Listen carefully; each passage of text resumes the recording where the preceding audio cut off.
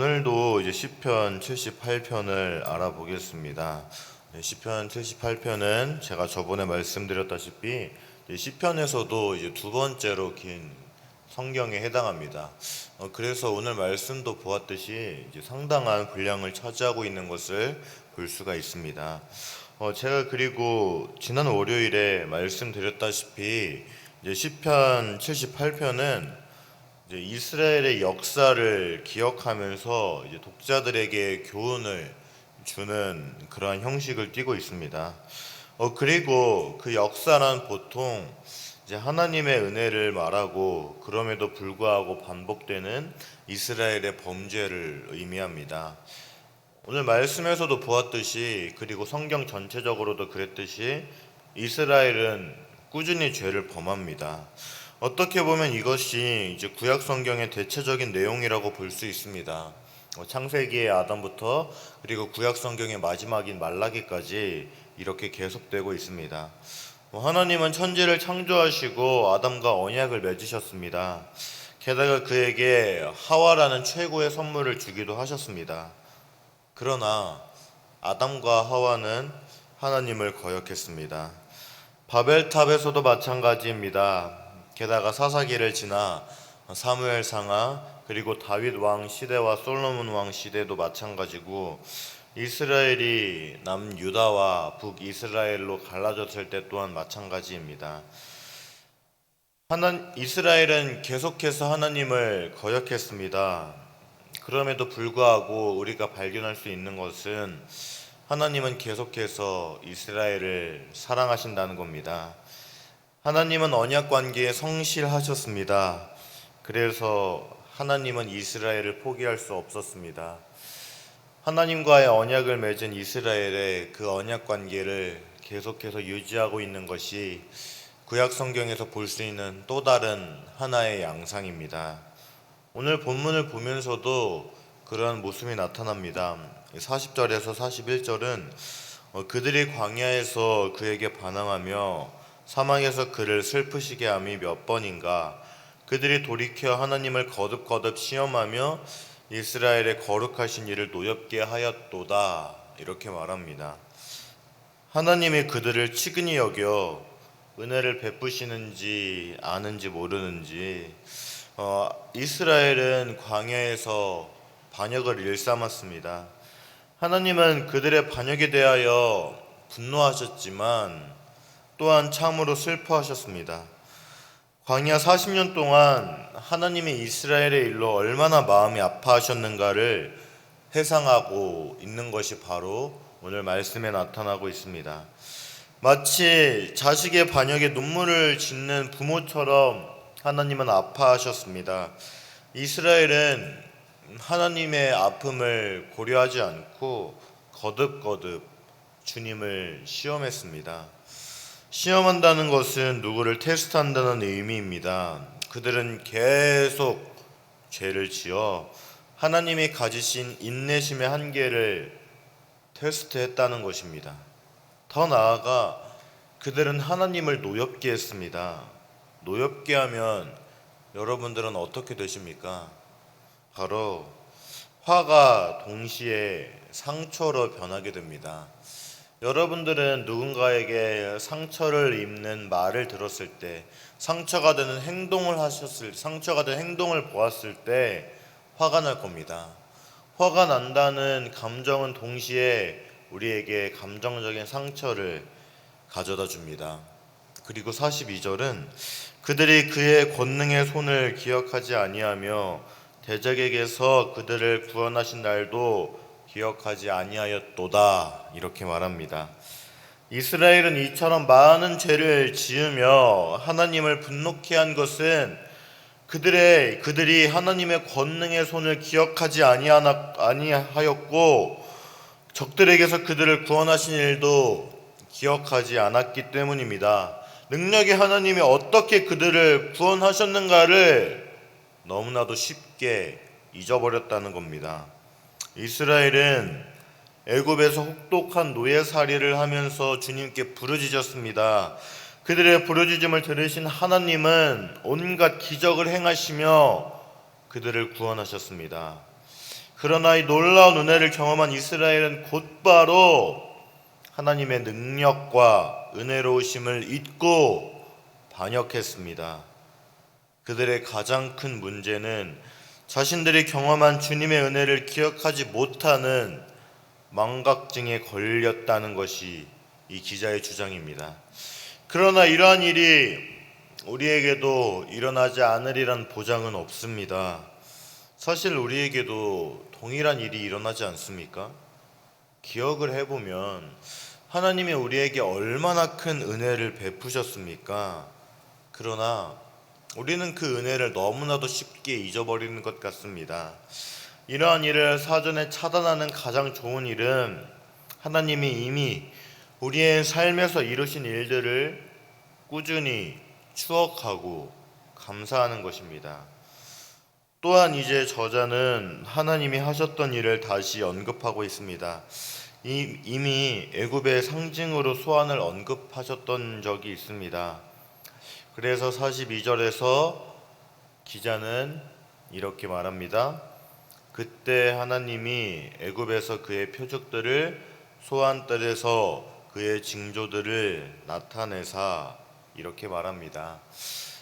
그는 열 재앙을 주님의 표적이며 징조들이라고, 이 재앙들이 하나님이 행하신 매우 특별한 일들이라는 것을 시편 78편 전반부를 통해 이야기한 바 있습니다. 이러한 것들이 12절을 통해서도 나타날 것입니다. 12절에서는 이러한 일들을 하나님이 행하신 기이한 일들이라고 언급한 바가 있습니다. 기자는 그리고 쭉 보면 이제 애굽에서 행하신 하나님의 역사를 말하고 있는데, 이것을 자세히 살펴보면 이 열 재앙 모두를 회고하는 것이 아니라 선별하여 7개만 언급을 하고 있습니다. 아시다시피 하나님이 행하신 열 재앙은 단순히 하나님이 애굽 사람들에게 내리신 재앙이 아니라 그들이 숭배했던 우상들을 심판했던 것이기도 했습니다. 그리고 이 기자는 10재앙 중에 7재앙만을 언급하며 하나님의 애굽 사람들에게 내리신 혹독한 벌을 회고하고 있습니다. 10재앙을 모두 언급하는 것이 아니라 7개만 언급한 것을 보았을 때 이미 7개만 보아도 하나님이 행하신 것들이 얼마나 놀라운지, 그 당시 최고의 강대국이었던 애굽을 어떻게 몰락시켰는지를 보여주는 아주 강력한 증거가 되기 때문입니다. 10개도 필요하지 않고 7개만으로도 충분하다는 겁니다. 그리고 애굽을 멸하신 하나님이 그들 밑에서 노예살이를 하던 이스라엘 사람들을 어떻게 행하셨습니까? 하나님은 이스라엘을 목자가 양을 대하듯이 대하셨습니다. 목자가 양떼를 인도하듯 그들을 애굽에서 인도해내셨으며, 이어진 광야 생활에서도 그들은 목자가 양떼를 인도하듯 인도하셨습니다. 이때까지 기자는 이스라엘의 반역을 맹렬하게 비난을 했는데, 그들의 반역에 아랑곳하지 않고 그들의 선하고 인자한 목자가 되시는 하나님을 아주 인상적으로 그려내고 있습니다. 그리고 53절에서 55절은 그들을 안전하게 인도하시니 그들은 두려움이 없었으나 그들의 원수는 바다에 빠졌도다. 그들은 그의 성소의 영역 곧 그의 오른손으로 만드신 산으로 인도하시고 또 나라를 그들의 앞에서 쫓아내시며 줄을 쳐서 그들의 소유를 분배하시고 이스라엘의 지파들이 그들의 장막에 살게 하셨도다. 이렇게 말합니다. 하나님은 이스라엘을 사랑하시고 이 애굽 사람들에게는 심판을 내리셨습니다. 그리고 이 하나님의 이 차별화는 홍해에서 아주 절정을 이룹니다. 하나님의 인도하심 아래에 이스라엘은 아주 안전하게 두려움 없이 홍해를 건넜지만 그들의 원수 애굽의 군대는 모두 바다에 빠뜨리셨습니다. 아주 굉장히 대비되는 장면이 연출이 되는 겁니다. 하나님은 광야를 지나 이스라엘을 자기 성소의 영역으로 인도하셨습니다. 그의 성소의 영역, 이것에 대한 문자적인 의미는 그의 거룩하심의 영토라는 뜻입니다. 애굽은 죽음의 바다로 간 것에 비하여서 이스라엘은 하나님 자신의 영역으로 인도한 것입니다. 하나님이 인도하신 곳은 주님의 오른손으로 만드신 산인 것입니다. 또한 이 과정에서 주님은 이스라엘에게 땅을 주시기 위하여서 그들 앞에 서 있는 나라들을 쫓아내셨습니다. 이것은 여호수아 말씀을 회고하는 겁니다. 가나안 정복 과정에서 여호수아와 이스라엘이 원주민들을 하나님의 이름으로 하나님의 힘을 힘입어서 승리하신 것을 회고하고 있습니다. 하나님은 가나안 원주민들을 내치셨고 얻은 땅에 줄을 쳐서 이스라엘 지파들에게 분배하시어 그들이 그 땅에 살도록 하셨습니다. 이렇게 이방 민족, 애굽 민족, 가나안 민족에게는 온갖 재앙과 전쟁의 패배를 내리셔서 고통을 당하게 하신 하나님은 오히려 이스라엘에게는 참으로 관대하셨던 분이었던 것을 오늘 말씀은 보여주고 있습니다.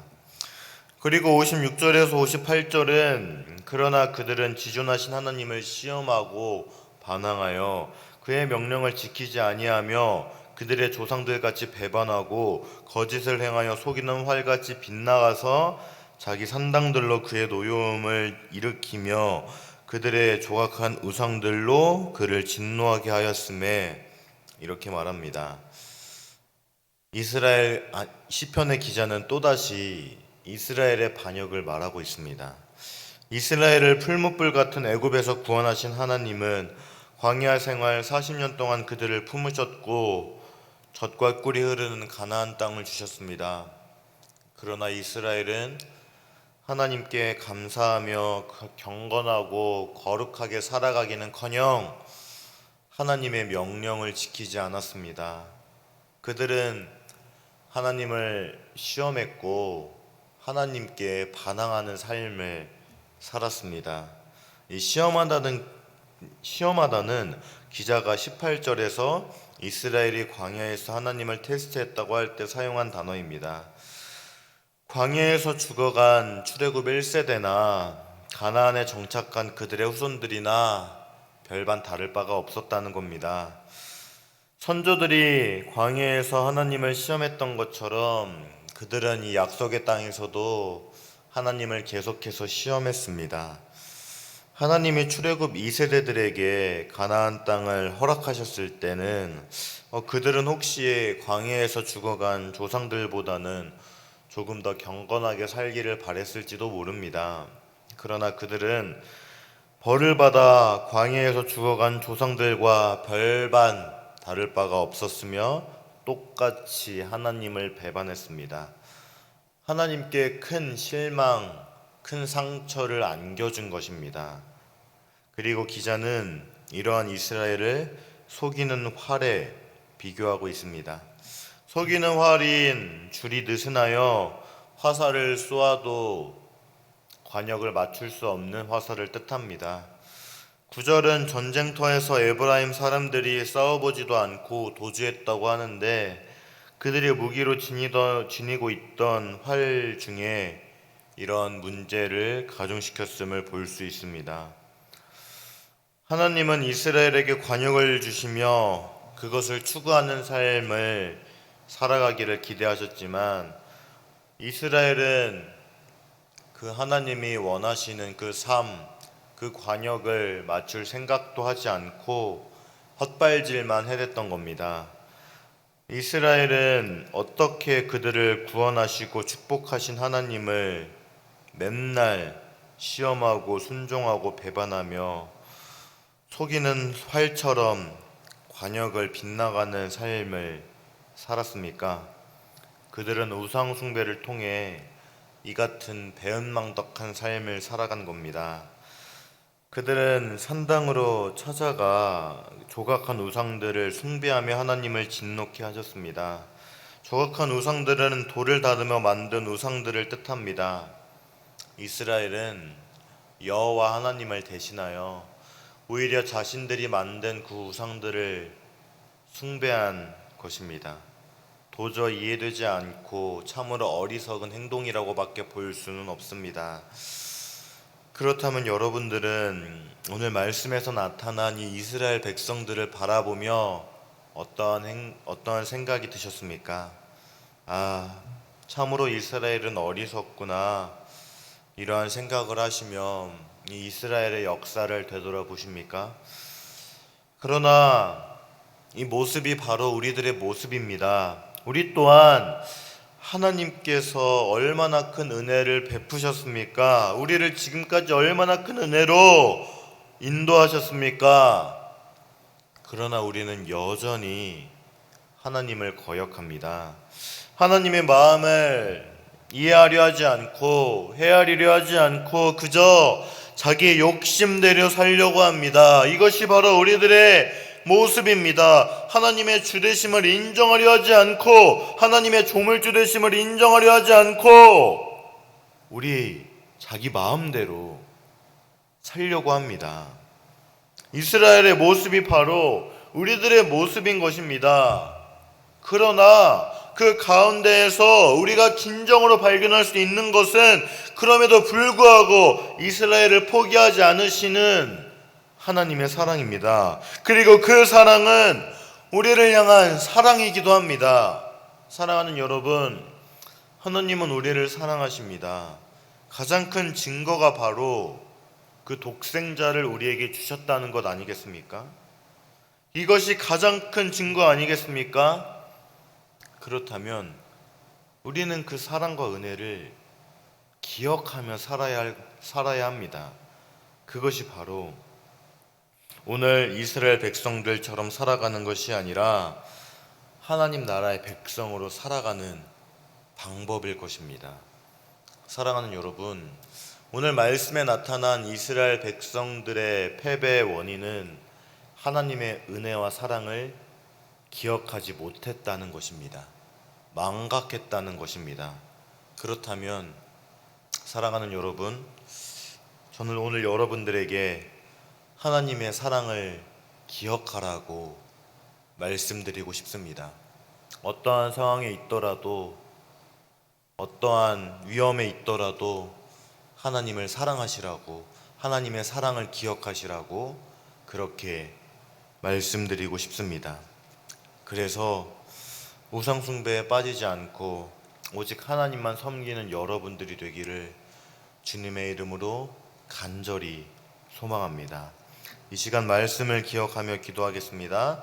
첫 번째, 하나님의 사랑을 기억하며 살아가게 하여 주시옵소서. 두 번째, 하나님의 사랑을 기억하며 하나님의 주되심을 인정하게 하여 주시옵소서. 세 번째, 하나님의 주되심을 인정하며 하나님 말씀에 순종하게 하여 주시옵소서. 이러한 기도 제목으로 다 함께 기도하겠습니다.